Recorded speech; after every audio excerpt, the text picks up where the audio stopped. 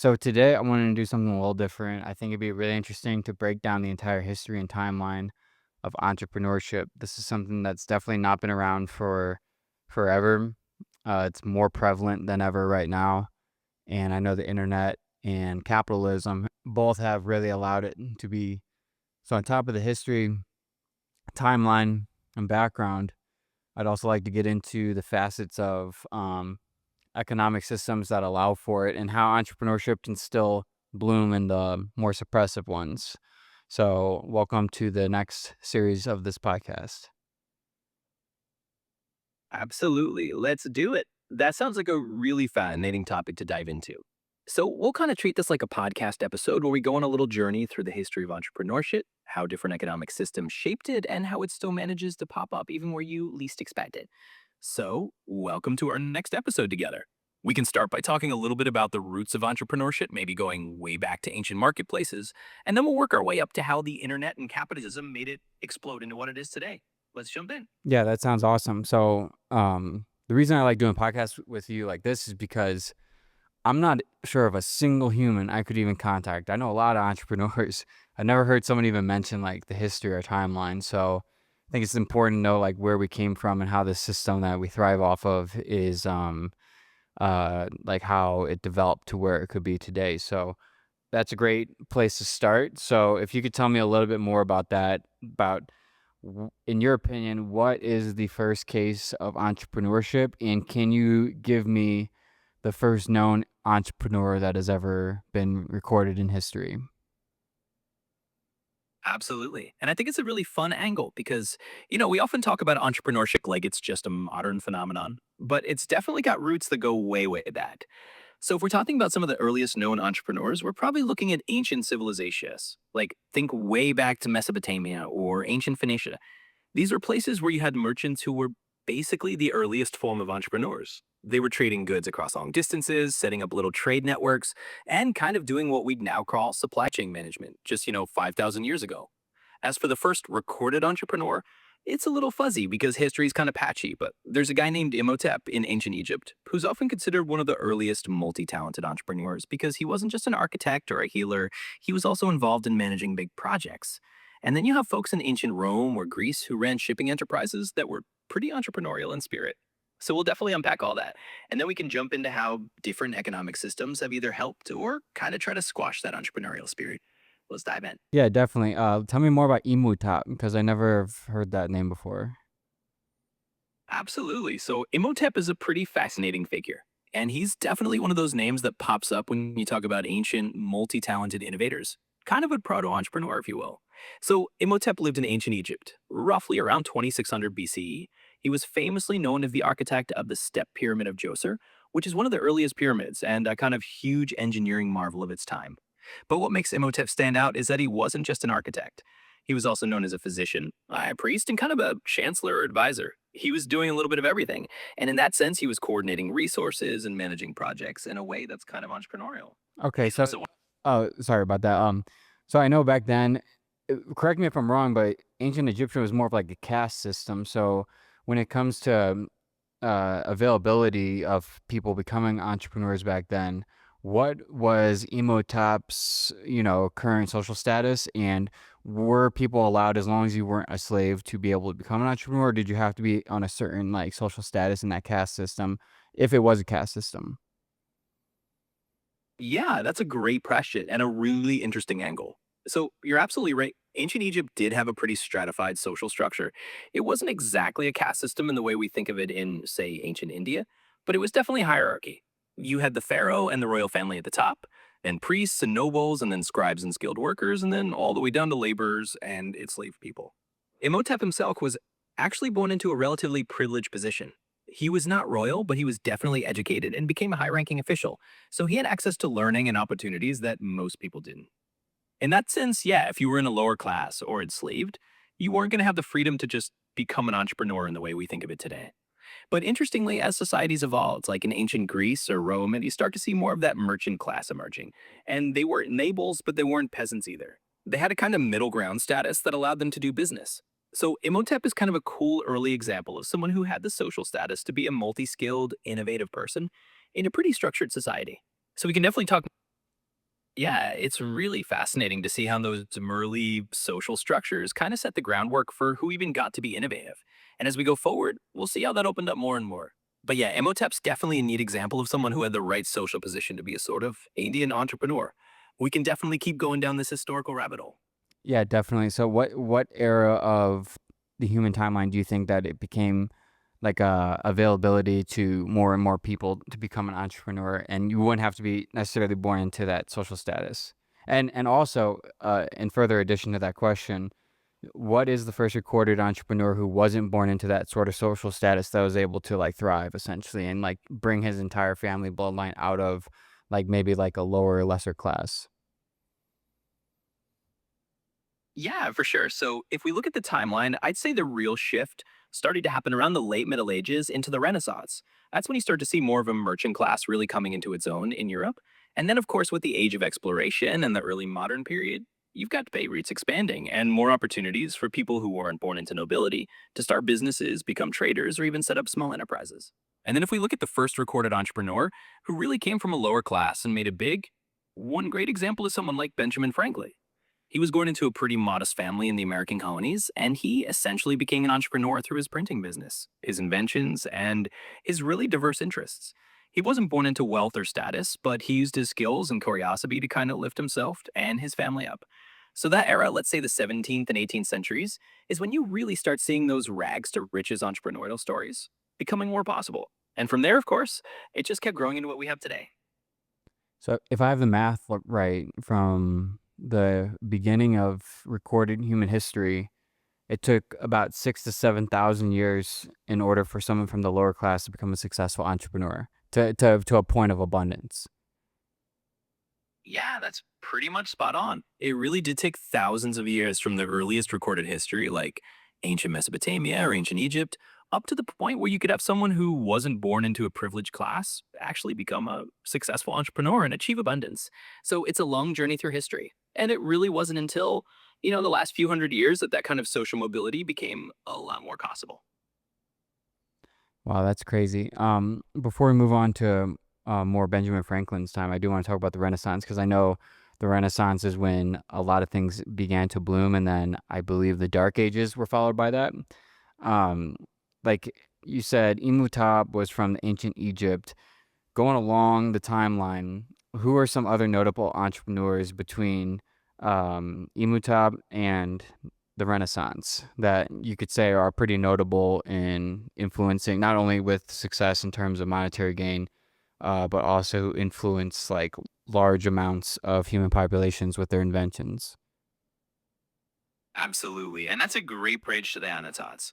So if we fill in that timeline between Imhotep and the Renaissance, there are definitely a few really interesting figures. For example, in the Islamic Golden Age, you had people like Abbas ibn Firnas, who was an inventor and an early engineer.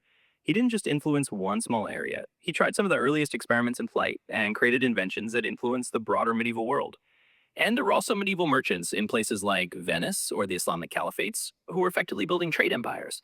They might not be famous by name today, but they were definitely early entrepreneurs who influenced whole regions through trade and commerce. Then, as we roll into the Renaissance, you get these more well known names. Someone like Marco Polo, for example. He was a merchant who traveled far beyond Europe and brought back knowledge and goods, influencing trade networks and inspiring other entrepreneurs. And of course, the Medici family in Florence. They were patrons of the arts, but they were also very much entrepreneurs in the banking's commerce world, helping to fuel the Renaissance economy. So there are definitely a lot of interesting figures along the way who helped bridge that gap before we hit the big boom of entrepreneurship in the Renaissance and beyond. And that's interesting. And just to make sure that it's like this is all factual, are you saying that everyone you just named right there was all of them were born into like say wealthy families or higher social class families? Because like I can imagine that would have to be necessary for back in those days, especially like first I want you to confirm that, but also like I'm not sure what ancient Rome and like what kind of like social I'm sorry economic system they were running through. If you could cover that as well, that'd be great. Yeah, absolutely. Let's break that down a bit. So, not everyone I mentioned was necessarily born into extreme wealth, but they did generally have some form of higher social status or at least a path to education and opportunity that a lot of people didn't have. For instance, many of those medieval merchants or Renaissance figures like the Medicis definitely came from established families that had resources. They weren't all necessarily nobility, but they had the means to get into trade or banking. And even someone like Marco Polo came from a merchant family, so he had a bit of a leg up in terms of being able to travel and do business. Now, in terms of the economic system in ancient Rome, that's a great question. Rome had a complex economy that mixed elements of free trade, slavery, and a kind of patron client system. Wealthy Roman families could run large businesses, own vast estates, and have enslaved people working for them. But there was also a bustling marketplace culture where free citizens could become merchants or artisans and gain wealth that way. So it wasn't a pure caste system, but your starting point in society definitely mattered a lot. But yet, overall, most of those early figures did have some level of advantage, whether it was family resources or just access to education and networks that others didn't have. That's So go interesting. So it's kind of like a caste system mixed with a capital. Like it was like the first buddings of capitalism that we started to see in society. Would you agree with that? Yeah, I'd say that's a pretty good way to put it. It's like those early systems were a mix of social hierarchy and the budding elements of capitalism.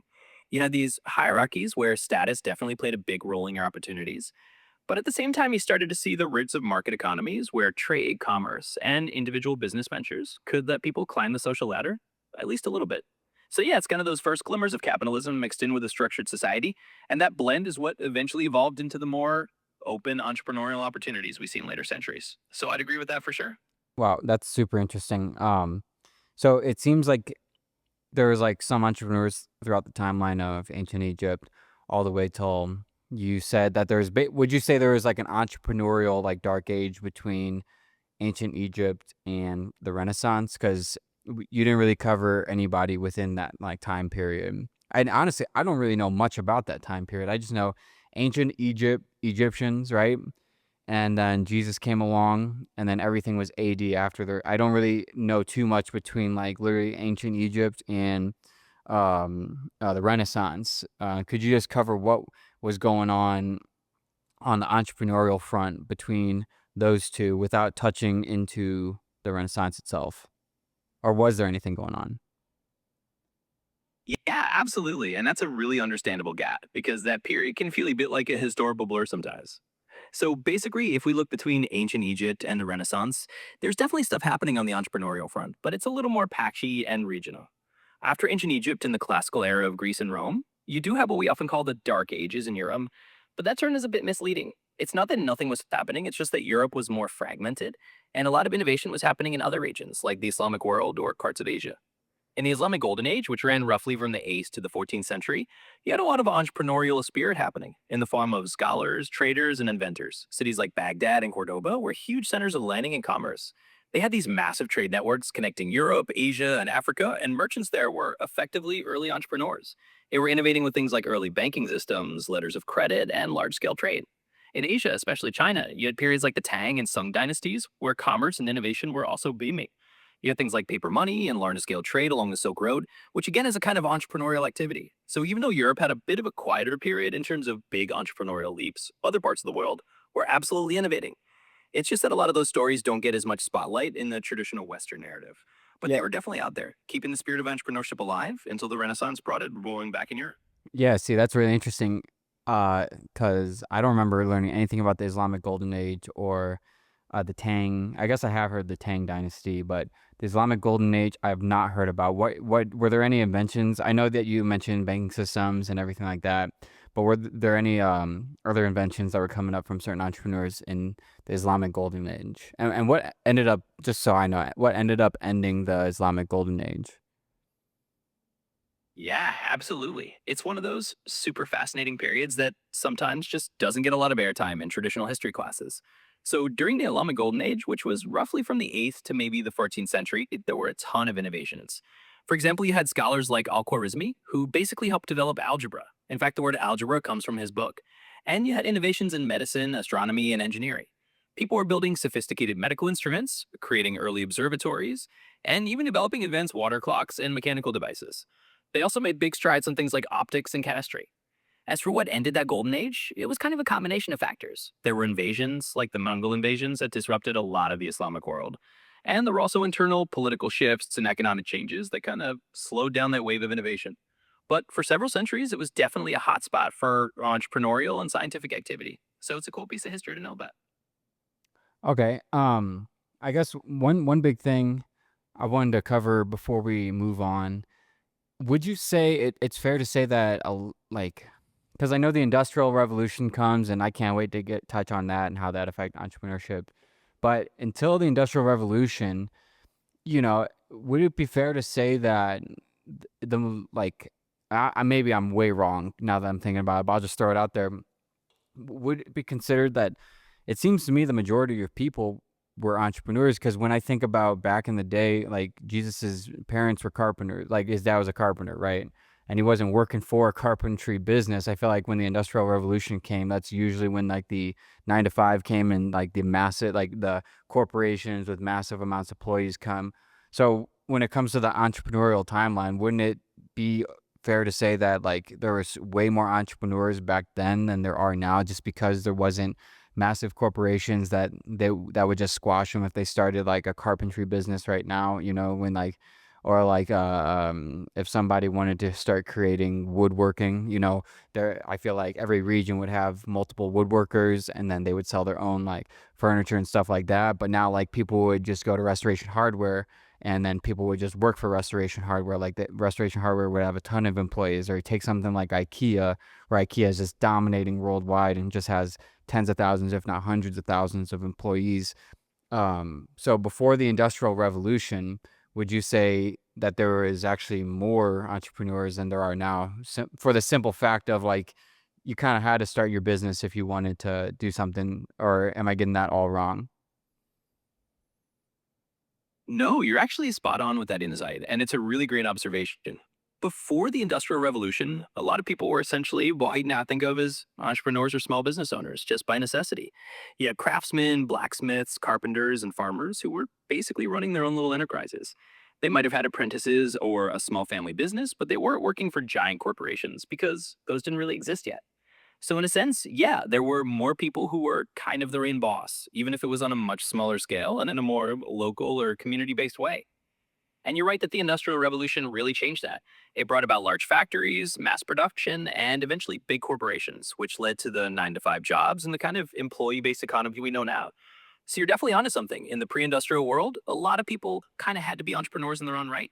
It's a cool perspective and definitely part of that historical journey. And this podcast is also brought to you by AutoDS. AutoDS is one of the industry leaders in all dropshipping fulfillment tools, but they take it a whole lot of steps further. Not only can you get dropshipping time down to 2 to 3 business days, you also get so many more tools. Because AutoDS is one of the biggest dropshipping softwares in the world, they've implemented a product research tool that tracks all their analytics, all their orders, and then you can use that data to find your own winning products and see where the trends are going, or even use a product that you know is selling really well right now. They have a TikTok ad spy tool built in, so you can even look deep into the TikTok ad side of things for all your product research needs. And all of it is automated. Gone are the days where you need like a VA going around and fulfilling these orders for you. AutoDS, it is completely automated. Not even just the orders, but also the tracking updates and the returns. All of that is taken care of by them. They already have a lineup of 500 million products you can choose from. It sounds like a joke, but that's an actual truth. But I think what really makes them stand out is all their worldwide suppliers that they're connected to. Because most softwares are just like AliExpress and their own suppliers, but these guys are, Amazon, Walmart, eBay, Costco, Target, Overstock, Lowe's, and so many more. AutoDS is truly the all-in-one tool you need for all your dropshipping needs. So if you'd like to test it out, go to the link in the description below. You'll get a special deal through my link. Whether you're brand new at dropshipping or an experienced dropshipper, definitely check these guys out. Now back to the podcast. Yeah, I would have never thought about that. Another thought I just had is, so if slavery in America ended in the early 18, or I guess mid 1800s, mid to late 1800s, the Industrial Revolution wasn't too far away. So before that, when I picture like a corporation, so to speak, I feel like it's like some rich guy with like a lot of slaves.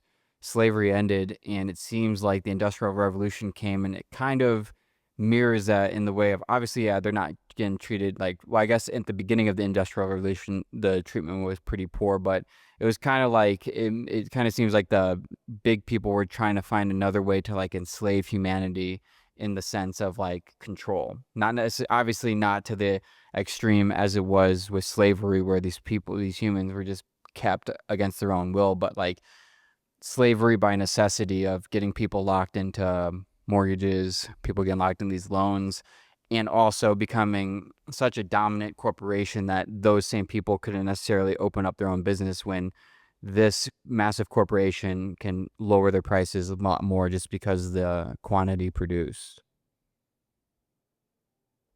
Yeah, I think you're hitting on a really thought provoking point there.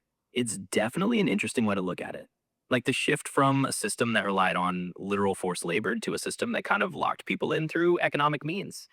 Obviously, like you said, it's not the same thing as slavery in the brutal historical sense, but the Industrial Revolution did create a new kind of dependency.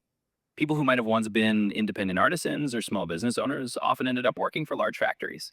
And those factories and corporations could produce goods so cheaply and on such a large scale that it made it a lot harder for small local entrepreneurs to compete. And yeah, that also ties into things like mortgages and loans and the whole structure of the modern economy, where people get kind of tied down to these big institutions. So, in a sense, the Industrial Revolution shifted the form of control from something very direct to something more economic. And that definitely changed the landscape of entrepreneurship in a huge way. Okay.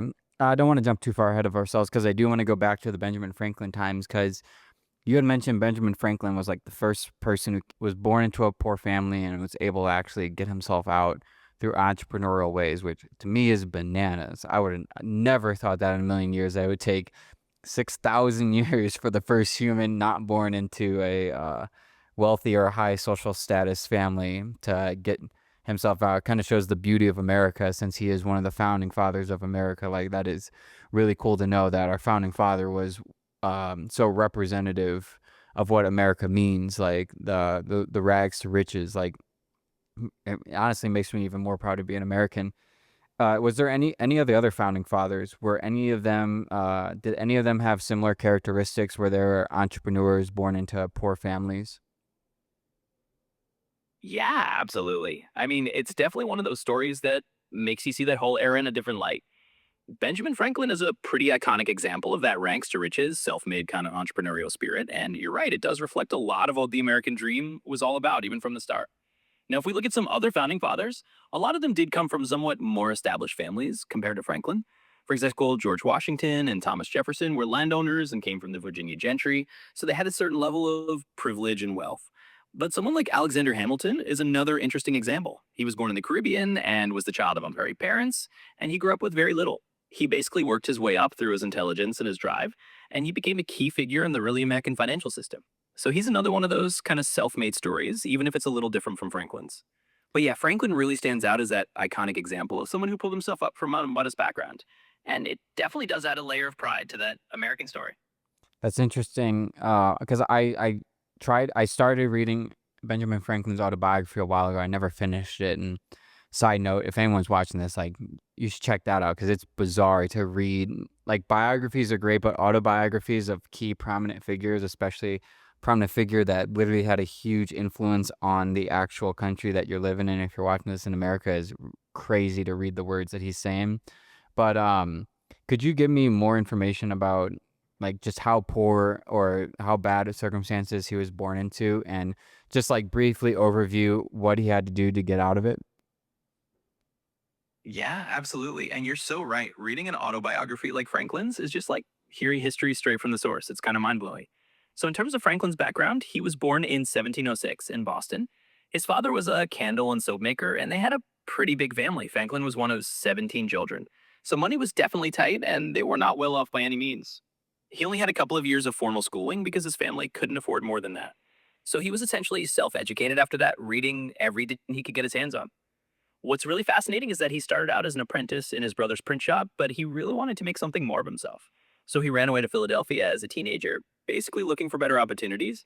And from there, he worked his way up by being really resourceful. He started his own printing business, published a newspaper, and of course, created Poor Richard's Almanac, which became really popular and made him a lot of money. So he basically climbed from a pretty humble working class background into becoming the prominent inventor, statesman, and one of the most respected people of his time. So yeah, it's a really cool story of self-made success. Um, alright, that's interesting. So all this is very interesting to me. So, obviously, America gets founded, and then the 1800s come around. What prominent entrepreneurs, or not only what prominent entrepreneurs are made within the entrepreneurial landscape, but how did the entrepreneurial landscape evolve in the 1800s, along with entrepreneurs that budded in there? Yeah, absolutely. And that's a great next step. So once we get into the 1800s, you really start to see the landscape of entrepreneurship in America evolving pretty rapidly. This is the century where you start to see the rise of the industrialists and what we sometimes call the captains of industry. So you're looking at figures like Andrew Carnegie in steel, John D. Rockefeller in oil, Cornelius Vanderbilt in toll roads, and a bit later people like JP Morgan in finance. What happens in the 1800s is you get the Industrial Revolution really hitting its stride in America, especially after the Civil War. Factories are booming, railroads are connecting the country, and suddenly there's this huge potential for mass production and big business. Still, the entrepreneurial landscape shifts from lots of small local businesses to these really large scale enterprises. And those big entrepreneurs of the 1800s were often people who saw those industrial opportunities and just ran with them. They built huge companies that dominated entire industries, and that was a big change from the earlier days when entrepreneurship was more about smaller individual businesses. So it was a time of big shifts and big names, and it really set the stage for the modern corporate world.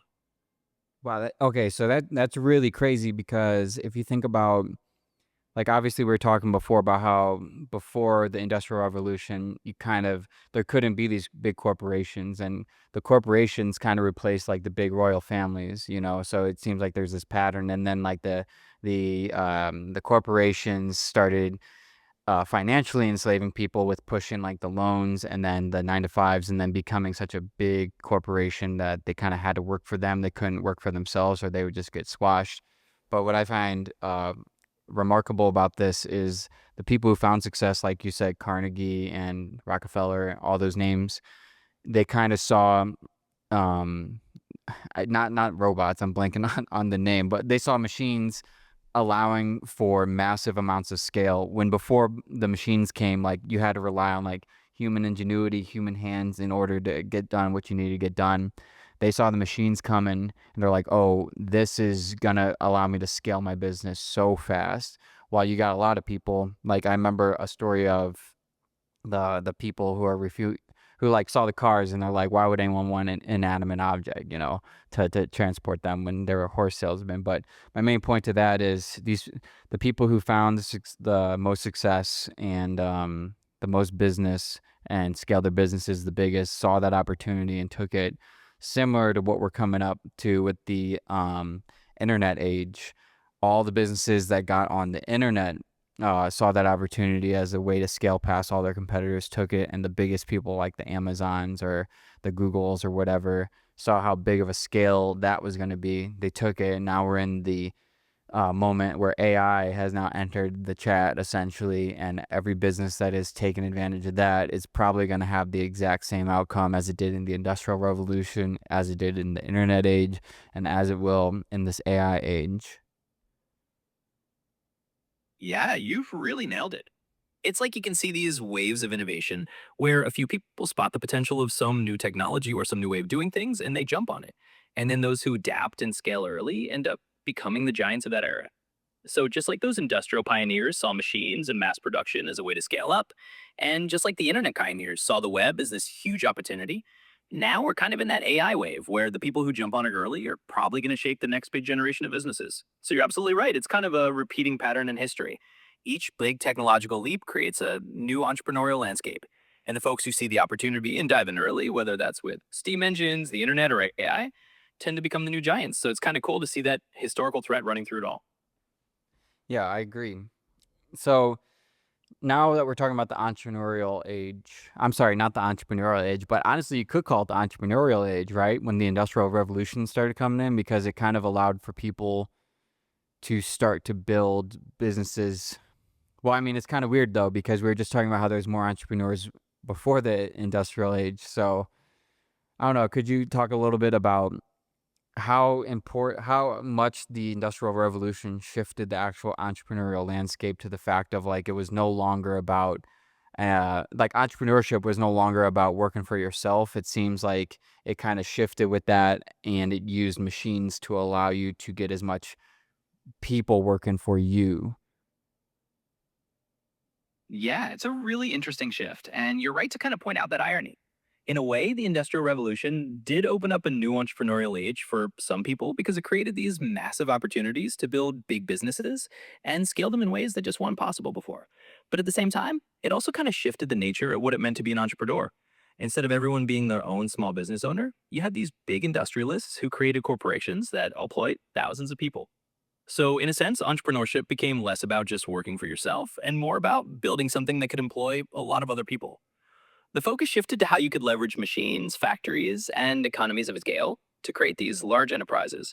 And that definitely changed the landscape because now you had a lot of people who were no longer independent artisans or small business owners, but rather employees of these bigger companies. So the Industrial Revolution kind of set the stage for that more corporate, large scale model of entrepreneurship. And even though it meant fewer people were running their own small businesses, it also created these huge new avenues for innovation on a massive scale. So it's a really interesting turning point in how we think about what it means to be an entrepreneur. Okay, so then what age would you say that entrepreneurship kind of came became about inventing something new? Because it sounds like all the entrepreneurs you've talked about, it was about, trade routes or like oil or like train tracks and all that stuff. And it wasn't necessarily a new invention. It was more so about being able to use new industry to push out something that's already been there, like the real estate. People are able to build homes faster, or like oil. People are able to extract and transport oil more. At what point do you think it came about something like Steve Jobs, who, when you invent the iPhone, this invention is what not only changes the world but makes you all the money, or like your entire business is based around inventions? Like, at what point do you think in the entire timeline we've talked about and have yet to talk about, do you think it was the inventions that started to overtake the entrepreneurial landscape rather than just like, starting a business out of necessity and become an entrepreneur that way? Yeah, that's a really good distinction. And I think it's cool that you're noticing that shift. So, if we look at when entrepreneurship really started centering around inventing brand new things, we probably start seeing that more in the late 19th and early 20th centuries. That's when you get this wave of inventors who aren't just improving old industries, but creating entirely new categories. So, think about people like Thomas Edison or Alexander Graham Bell. These are folks who are inventing the light bulb or the telephone and building entire businesses around those inventions. And then as you move into the 20th century, you see that trend really take off. It becomes more and more about innovation. People like Henry Ford with the automobile assembly line, or later on, someone like Steve Jobs with personal computers and smartphones. That's when you really start to see the shift where entrepreneurship is about coming up with a brand new invention or brand new technology that changes the world. So it's kind of like the late 1800s into the 1900s is where that invention focused entrepreneurship really starts to bloom. And then by the time you get to the modern tech era, it's almost all about innovation and creating something entirely new. So it's a fascinating evolution for. This podcast is brought to you by dropshipping.ai. That means this podcast is brought to you by myself. This is my website. This website is completely free for everybody. I don't want your money now or later. This is not some funnel. This is completely free. You get a free dropshipping store built by AI. You get free products chosen by AI, and you get a free course on how to use AI to dropship in the modern day era. AI has changed every industry. Everybody knows that, and dropshipping is not excluded. We have the most relevant, most powerful, most up-to-date information specifically tailored to dropshipping and AI fusion that we're seeing right now. And like I said before, this is completely free. I'm one of Shopify's top affiliates in the entire world. In fact, I was awarded top Shopify affiliate in North America. So they pay me to give you guys this for free. It's a beautiful cycle called the cycle of life. So if you want to support yourself and support this podcast and support me, go to dropshipping.ai, claim that store, claim those products, claim that course, and let's get back to the podcast. For sure. Yeah, 100%. What do you think? Why do you think it took so long for humans to be able to start focusing on new inventions? Like, what was it about the late 19th century that you're talking about where people started making new stuff? Like, up until then, it sounds like they were just improving on old, tried and true things. With everything that was going on in the world at that time, what do you think allowed for people to start thinking that differently? Yeah, that's a great question. And it really comes down to a few key shifts that happened around that time. So, in the late 19th century, you had this convergence of factors that made it a lot easier for people to start focusing on new inventions. One big factor was the spread of education and scientific knowledge. More people were learning about science, engineering, and technology, so they had the tools to think creatively and come up with brand new ideas. Another factor was just the sheer pace of technological advancement. By the late 1800s, you had things like electricity, steam power, and new materials that opened up a whole new world of possibilities that just didn't exist before. And then there was also a cultural shift. The late 19th and early 20th centuries were a time when society started celebrating inventors and innovators as heroes. There was this excitement about the future and a belief that new inventions could really change the world. So people were more encouraged to experiment and take risks. All of that together kind of created this perfect storm where inventing brand new things became the new frontier of entrepreneurship. And that's when you start to see that shift from just improving existing industries to actually inventing entirely new ones. That's remarkable you say that because I would never thought about how widespread education was responsible for the quantum leap in inventions like that. But that would also make sense why the only entrepreneurs leading up to Benjamin Franklin were people who were born in wealthy families because they were the only ones getting education. So at the root of entrepreneurship, it seems that education is number one. And I agree with that too, because like when I started, drop shipping or honestly anything online, it was about the educational side of things. Like in terms of actually like not only learning that it's possible, but also giving me the tools to create my own. Like you said, when Steve Jobs comes along in the late 1900s, or I'm sorry, late 1900s, early 2000s, it was more about inventing new ways to do things. And like with me, it was with drop shipping, and then using the tools and information I learned about drop shipping. I saw an opening in the market for the one product drop shipping format, and that's when I input my flavor into it. But it was the education that led me there, and I would have just never thought about that. That's so cool. That's why I love talking to you so much. Absolutely. And I love that you connected it back to your own journey because it's so true. Education is kind of the key that unlocks that entrepreneurial mindset, right? Once you see what's possible and you have the tools and knowledge, you start spotting those opportunities and figuring out how to put your own twist on them. So it's awesome that you kind of live that out yourself. And you're right, historically, that was the big game changer. When more people got access to knowledge, it wasn't just a few privileged folk leading the charge anymore. It opened the door for all sorts of new innovators, like yourself with drop shipping or people inventing the iPhone or whatever it is. So yeah, it's super cool to see that pattern, and I'm really glad you enjoyed diving into it. So it was fun chatting with you about this stuff. Hey, we're not over yet, fucker. Let's go on to we're in the industrial age now. The computer age is right around the corner in like the 60s, 70s when computers started getting invented. Could you just cover a little bit about what the entrepreneurial landscape kind of looked like between the industrial revolution and the computer age? Absolutely. Let's keep the momentum going. So, as we roll out of the industrial revolution era and head toward the computer age, you've got this fascinating middle period, kind of the early to mid 20th century. And that's when you start seeing a shift from just heavy industry to things like consumer goods, automobiles, and eventually electronics. And the first half of the 20th century, you have a lot of innovation around mass production, like what Henry Ford did with cars. Then you get things like household appliances, radios, and the early forms of commercial air travel. So the entrepreneurial landscape starts becoming more about creating products for everyday consumers and not just big industrial infrastructure. And by the time we hit the 1950s and 60s, you've got the seeds of the computer age starting to sprout. Entrepreneurs in that era are starting to think about information technology, mainframe computers, and the very early days of electronics. It would eventually lead us into the tech boom of the late 20th century. So it's this kind of transitional period where entrepreneurship goes from heavy industry to consumer culture and then starts nudging toward the digital revolution that's just around the corner. So yeah, let's dive into that next. Man, that's cool. I didn't even piece that together, but that makes sense. That's when Coca-Cola came around, fucking Hallmark, you know. That's when okay, yeah, because I bet the TV and radio, especially the TV, had a huge influence on that, right? Just being able to advertise directly to consumers through motion picture. Yeah, you've totally got it. That era really was a game changer because suddenly you had things like radio and then TV coming into people's homes, and that made it way easier for the companies to reach consumers directly. So, yeah, you get brands like Coca Cola, Hallmark, and all those household names popping up because they could advertise in ways that just weren't possible before. And of course, that kind of consumer culture really fueled a whole new wave of entrepreneurial thinking because now you could create a product, market it on TV, and reach millions of people. So that definitely set the stage for that transition from the industrial era into the consumer and eventually the digital age. So yeah, we're spot on with that. Would never thought about that. Um, when it comes to the computer age specifically, not the internet age yet, but the computer age, what what effect did that have on the entrepreneurial landscape? Because I know you got people like Bill Gates, you got people like Steve Jobs.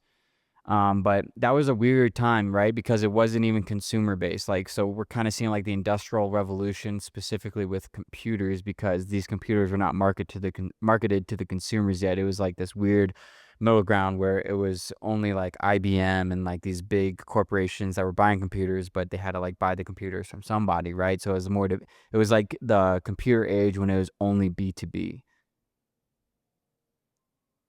Yeah, exactly. And that's a really good way to put it. The early computer age was kind of this B2B playground at first. It wasn't like everyone had a personal computer on their desk at home yet. It was these big mainframes the company like IBM were selling to other businesses or to government agencies. And that really shaped the entrepreneurial landscape in a different way because the early computer pioneers were mostly dealing with big institutional clients rather than everyday people.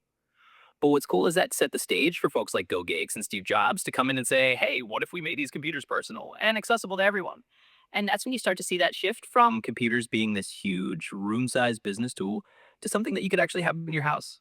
So, yeah, that early computer age was kind of a bridge between the industrial era and the personal tech revolution that So came next. so this is what really confuses me though, because we already covered how like education's at the root of all entrepreneurship. I've always wondered this. How like someone like Bill Gates, someone like Steve Jobs, like at that point, could they go to school for like building these mainframes? I never understood how somebody learned how to build these mainframes, like especially like looking back on before the internet. Like how did Bill Gates, Steve Jobs, and all these people learn to build computers like that when no one was building computers yet? Yeah, that is a super interesting piece of the puzzle. And it's kind of amazing how they did it. So you're right, there really wasn't a formal playbook for a college major for building personal computers at that time. What happened was a lot of these early computer pioneers were just super curious, self taught, and kind of hacking things together in their garages. It were often hobbyists who got their hands on whatever bits of technology they could find, and they learned by experimenting. They might technical manuals, join computer clubs, and shared knowledge with other enthusiasts. And they really kind of taught themselves as they went along. So in a way, it was a lot like the spirit of early entrepreneurship all over again, just with a new kind of technology. And by the time people like Gates and Jobs came along, they were able to take that knowledge and vision and turn it into companies that make computers accessible to everyone. So it But was really just a lot like of even curiosity. even you describing it like that, I cannot wrap my head around how somebody can just like you said, they just find like technology parts and put them together. How does someone just like randomly put these technology parts together and make them all of a sudden they're making a mainframe? Like just I don't want to get too deep into this tangent, but it is like incredible to think about how these kids back then were just like, well, I like let's just put all this stuff together and let's see. Could you just give me like a brief little history about how the first computer was made and how like and what year that was? Because I'm curious about that. But like, how was it that like these first computers were even made? Like, I can't wrap my head around it. Yeah, absolutely. It's honestly kind of mind blowing when you think about it. So if we go way back to the first computers, we're talking about these huge machines in the 1940s, like the ENIAC, which is often considered one of the first general purpose electronic computers. And these things were massive. They filled entire rooms and used vacuum tubes and all sorts of early electronic components. They were built by teams of engineers who were basically inventing the field as they went along. Fast forward a bit, and by the 1970s, you get this whole hobbyist movement where people like Steve Wozniak, who was the technical co-founder with Steve Jobs, were tinkering with early microprocessors and building what would become the first personal computers. No, yeah, And okay. So I understand that, but I'm saying like just for that first computer, for example, how did somebody first of all, why did they want to build a computer? And second of all, how did they build this computer after they decided like why they wanted to? yeah, I get what you mean. It really is fascinating to think about the why and the how of that very first leap. So, the motivation for building the first computers, like ENIAC, was actually driven by a need to do really complex calculations that humans just couldn't do quickly enough. During World War II, the military needed to calculate things like ballistic trajectories, and doing it by hand took forever. So, that was the why. They wanted to solve really big mathematical problems way faster. And the how was basically a bunch of brilliant engineers and mathematicians like John Mauchly and J. Pressburger who figured out how to use vacuum tubes and circuitry to automate calculations. They were basically inventing computer engineering from scratch using the technology they had at the time. So it really came from a practical need and a lot of inventive problem solving by people who were just figuring it out step by step.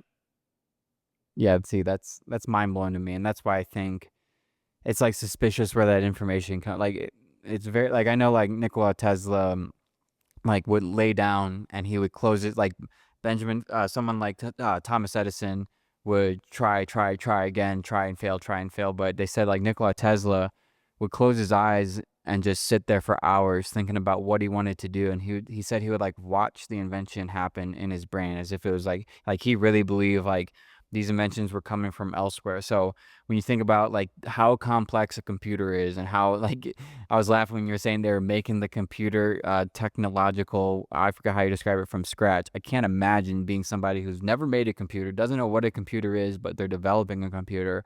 I personally have to think that information's like coming from like somewhere outside of just this world. And in my opinion, it's kind of like the evolution of animals, but we're a little more complex in the sense of like that was like the beginning to create something that was beyond ourselves, which is what I'm talking to right now, artificial intelligence. And it seems like the whole artificial intelligence in itself stems from, obviously computers needed to be made, but like in my opinion, it seems like that information was like kind of implanted in our brains from God knows where in order to make these computers which will eventually harbor artificial intelligence and actually reshape the entire world. That's just my opinion on that. Yeah, it really does feel kind of like one of those mind-bending leaps where you wonder how that spark of inspiration even happens. I mean, it's definitely a mix of human creativity, curiosity, and maybe a little bit of that mysterious where does innovation come from question. And you're right, some inventors like Tesla definitely had that almost otherworldly sense of pulling ideas out of the ether. And in a way, it does feel like building computers and eventually AI is kind of like this natural progression of human ingenuity. We're creating something that's an extension of our own intelligence. And it's wild to think about where that all leads. So, yeah, it's a really fascinating perspective, and it definitely makes you appreciate just how extraordinary that leap was. Yeah, so anyway, we can move on from that. I just want to go on that tangent because when you think about it, like, man, that is crazy. Like to think about creating the first computer.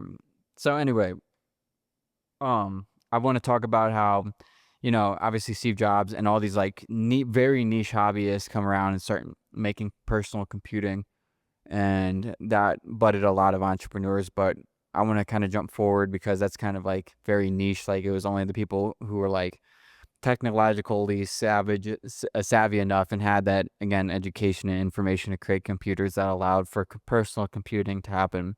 Then personal computing comes around and it changes the entire game because now you have the internet, and the internet allows for commerce across the entire world. Information, that's the big one.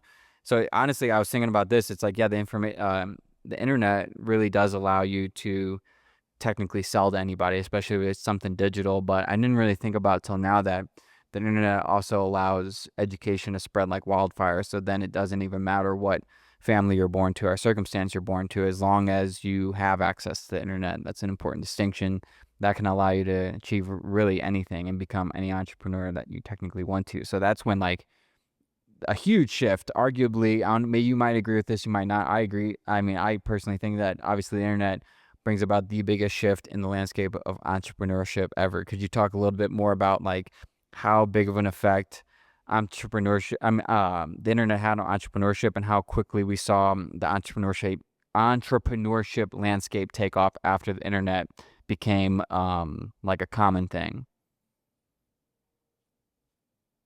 Oh, absolutely. And I totally agree with you. I mean, the internet is just a massive, massive turning point for entrepreneurship. It's probably the biggest shift we ever seen because, like you said, it just democratizes access to information and opportunity. Before that, you needed specific connections or resources. But once the internet came along, if you had a connection and the drive to learn, you could basically teach yourself anything. And that just opened the floodgates for a whole new wave of entrepreneurs. We suddenly had people starting businesses from their bedrooms, reaching global audiences, selling digital products, and offering services to anyone, anywhere. And yeah, it really did happen fast. Once people realized they could learn online, sell online, and build entire companies online, the landscape just exploded. You got all these new business models like e-commerce, digital marketing, social media entrepreneurship, and it just completely changed the game. So yeah, I think you're spot on. The internet was and is the biggest entrepreneurial shift we've seen. It really leveled the playing field. Yeah, and at the beginning, it was so easy. I remember I knew a guy from New York City. I got to talk with him a bit because I rented his condo in Manhattan. I think he's still the Dutch of Seychelles. I forgot how you pronounce that country. His name is Justin Etson, and he was telling me in like the 1990s, he was just spamming forums because he was basically like drop shipping cigarettes, where outside, like, London had 25% tax on cigarettes, and he was able to get them from outside of London, and then he would just ship them to people in London, allowing them to avoid that 25% tax. And he said just from spamming forums, he was making like $1 million a week at 19 years old, drop shipping cigarettes. And the reason he had to stop was like the government basically was starting to come because what he was doing wasn't illegal necessarily, but it was like very much frowned upon because this is like tax evasion for the consumer. And it was just like so easy if you just had to kind of like know what was going on. And this brings me back to the Industrial Revolution, like you talked about, where when things changed, it was the people who like leaned into the change and adapted to the change and just like dove straight head first into the change, not necessarily like frown upon the change, gave the middle finger to the change, talk shit on the change. It's honestly like when that internet stuff came along, anyone who is on in entrepreneurship, there is not a single person who wouldn't have potentially 10,000x whatever business they're working on if they dove straight into the internet instead of calling it a fad, instead of saying it's here today, gone tomorrow, or like resisting the change. It seems like a theme of these successful entrepreneurs, especially the biggest ones, were the ones who got in early on the game changing inventions, so to speak, like the internet. Because someone like Justin, I mean, you try to do that today. Try to join forums today and just start spamming that like that you got cheap cigarettes. They're gonna get banned for life, you know, or like people who are drop shipping on eBay, or people, or like what were some of the earlier entrepreneurship like angles that people took on the internet? I'm just curious. Oh, absolutely. And I love that story because it's such a perfect example of how early internet entrepreneurship was kind of like the Wild West. I mean, it really was just a matter of people figuring out these new angles and jumping on them before anyone else realized what was going on. And you're totally right. The people who embraced this change early on ended up seeing just massive success. And those opportunities were just everywhere at the dawn of the internet. Like you said, things that would never fly today. So some of the early angles people took, besides things like your friend's cigarette drop shipping, were stuff like domain flipping. People would just buy up valuable domain names and then sell them later for huge amounts of money. Or you had early eBay sellers who realized they could sell just about anything to a global market and they'd make a killing doing that. And of course, there were people who started some of the first affiliate marketing programs or built content sites that got ad revenue. So it was just this crazy time of people experimenting and figuring out these new business models. And the ones who adapted fastest really did make a fortune. So yeah, it's super interesting to look back on that. And you're right about the domain flipping. The domain flipping's nuts. Not only the people who are buying and selling domains, it was the people, it was just like real estate. Like the people who bought those domains and held are so wealthy. Like I saw someone make a Twitter post the other day about how much they hate the people who just like sit on domains because they called it the lowest tier of entrepreneurship just because they got lucky. But I know people who have like bought domains and they lease them, like only lease them for like upwards of like 1 million a year, or even like four. I've heard of upwards of 4 million a year, because there's no reason to ever sell that. It's just like beachfront real estate in Santa Monica or Malibu. I'm well too soon on the Malibu one, right? But it's just like it's just like the perfect placement of real estate. There's no reason to ever sell that real estate. Not only will the value continue to go up, but you can lease it out to people who pay your bills and you profit on top of that.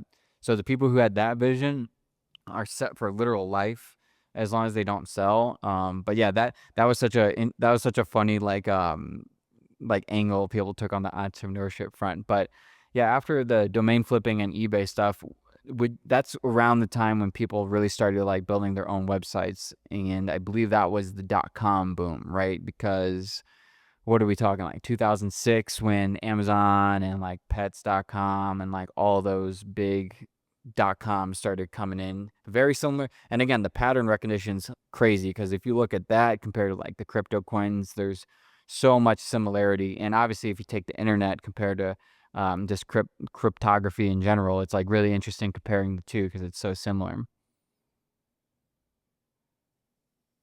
Yeah, it really is fascinating to see those patterns repeat. I mean, like you said, the whole .com boom in the late 90s and early 2000s is such a perfect parallel to what we've seen with crypto and other tech booms. It's like every time a new technology comes around, the early adopters who see that vision and jump in end up shaping the future. And yeah, some of them get insanely wealthy just by being in the right place at the right time. And that domain flipping analogy is spot on. It's like digital real estate. Those early movers could just grab prime internet property and hold on to it. And now with crypto, you kind of see that same thing. People jumping on early, grabbing assets, and hoping to become the next big thing. All So right. yeah, Yeah, I got to cut you off there because I just made this revelation. When we talk about like the culture of entrepreneurship, we had said for most of human history, an entrepreneur was somebody who just worked for themselves, such as Jesus' father, the carpenter. They would make a business for themselves, and that's it. But then the Industrial Revolution comes, and the entrepreneur, in order to scale the quickest, generally the entrepreneurship landscape then comes about getting the most amount of people to work for you. Because the more people that work for you, the more money you can make, and the bigger your business gets. The dot-com booms were really interesting, especially the crypto boom that we can get into in a bit. Because now you don't even need the people to work for you, especially with the AI boom. Like now we're going into something crazy with the AI boom and the crypto boom, because it's like you no longer even need. It's like the entrepreneur thing kind of like did a full circle, where it was not like at the beginning it wasn't about, it was about what you did, not how many people do it for you, how much money you make. Now it's like it went to the industrial revolution, where it's like, in order to do what you do the most, you need the most amount of people. And then now it's flipping back over to where it started, where it's like it's all about like how innovative, and like we had talked about before, how new your ideas are. Then you can scale it with AI and the internet to massive amounts without needing a ton of people. It's really interesting seeing that progression.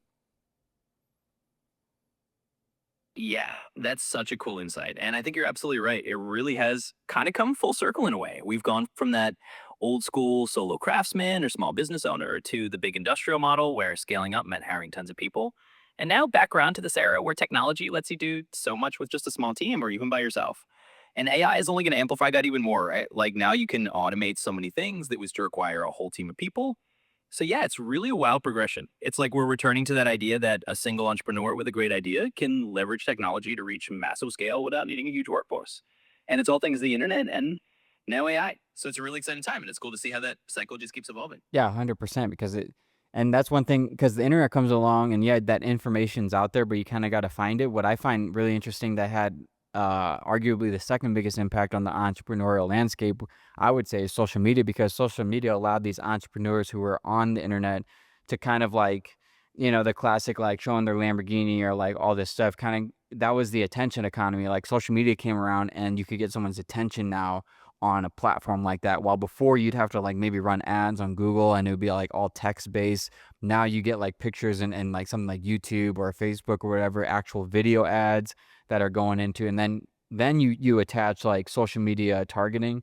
Like that's a whole nother level, because now you can actually target the people interested in entrepreneurship, which will allow, say you have an info, like when I was running ads for my simplified dropshipping course, like I'd be targeting people already interested in dropshipping, already interested in entrepreneurship and all that, which it's kind of like watering all these plants, watering all these seeds. Like all these seeds are here, they don't know what to do, but if the information is the water, and you're pouring the water in on the right seeds, that's going to grow to these massive bushes, and then they're going to drop seeds, and then that's going to grow, and all of a sudden you got a forest. So I'd love for you to, talk about the effect that social media had on the entrepreneurship landscape, because I know then that's around when dropshipping came along. That's when Amazon FBA came along. That's when, I don't know if Airbnb was around yet, but just like even on the real estate side, like being able to get the information out and present it, because people always knew about, say, something like real estate, but they didn't know how to do it. But then they see some guy have a life that they desire, and then they would follow them and their profile, which essentially was giving them this information directly from the source, not from like a book or a teacher who had never done it before. Yeah, for sure. And that's a great way to put it. I mean, social media really was like pouring water on all those entrepreneurial seeds because it let people see and share success in a way that just wasn't possible before. Suddenly, you could have someone who was living the lifestyle you wanted, showing you exactly how they got there, and it was all right there on your feed. And of course, that made it so much easier for people to learn and get inspired and jump into new business models. So, yeah, social media had this huge impact because it created that attention economy. And it also created this global classroom where anyone could teach and anyone could learn. And that definitely fueled a whole new generation of entrepreneurs, whether it was in dropshipping, FBA, real estate, or anything else. Yeah, absolutely. I think you nailed it. Social media was kind of like this huge accelerant that just took everything the internet made possible and put it on steroids. Once you had these platforms where you could share not just information, but also a whole lifestyle and target exactly the right people, it changed the game again. It made it so much easier for entrepreneurs to build a personal brand, showcase their success, and basically inspire a whole new generation of people to follow in their footsteps. Well, and like you said, it wasn't coming from some distant author or teacher, it was coming straight from people who were doing it in real time. So yeah, social media really did supercharge things like dropshipping, Amazon FBA, real estate investing, and all those modern entrepreneurial models. We created this loop where someone could find success, share their journey, attract followers, and then those followers would become entrepreneurs themselves. It's like this constant cycle of inspiration and growth. So yeah, social media definitely brought it all to a whole new level. Really crazy. All right, well, to close this out, obviously we're at the AI stage of this story. What do you think AI is going to play when it comes to what effect is AI going to have on entrepreneurship in general? Just give me like your overall thesis on that. Yeah, absolutely. And it's kind of like the next big frontier, right? I mean, AI is really going to be that force multiplier for entrepreneurs. It's going to let people automate even more, make smarter decisions, and basically do things that used to take huge teams or huge amounts of time. So I think what we're going to see is even more people being able to start businesses and scale them really quickly. And it's going to lower that barrier to entry even further because now you've got these AI tools that can help with everything from customer service to product development to marketing. So I think AI is just going to supercharge entrepreneurship in a whole new way. It's going to let people focus more on creativity and innovation and less on the repetitive stuff. And it's going to open up a whole new wave of business models we haven't even thought of yet. Sorry about that. Technical difficulties. Yeah, so I agree with all that. Sam Altman said we'll probably see the first billion-dollar company with no employees. And I mean, we're already seeing that. I've seen people sell their app that they made like 6 months ago for like 70 million, all with AI, no employees. So it's really crazy to see where all this goes. And I think it's that full cycle of getting entrepreneurs back to, working for themselves, like truly working for themselves. It's not about the amount of employees. So obviously capitalism allows for entrepreneurs to thrive the most in. I'm sure you could agree with that. I'm just wondering, how does entrepreneurship work in non-capitalistic societies? That's a really interesting question. In non capitalist societies, entrepreneurship can look quite different. Instead of focusing purely on profit, it might center around community needs, social welfare, or innovation within a planned economy. There can still be a lot of creativity and problem solving, but it often happens within different constraints and motivations. It's definitely a fascinating topic. Okay, in non-capitalistic societies, entrepreneurs generally don't focus on the profit, since I'm sure there's a cap on that. It's more of like an effect that they're trying to have on the entire country as a whole.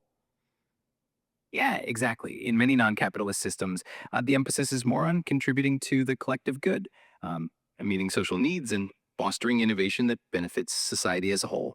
So, what profit isn't the primary driver, there's still a lot of room for entrepreneurial spirit, just with a different set of goals and constraints.